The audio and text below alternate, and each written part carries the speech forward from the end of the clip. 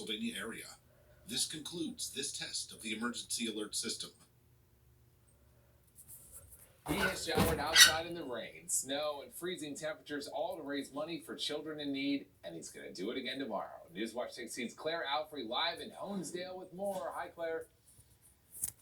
Good morning, Johnny. Yes, we are here with me, Michael G. Stanton, as we are getting ready for his shower tomorrow.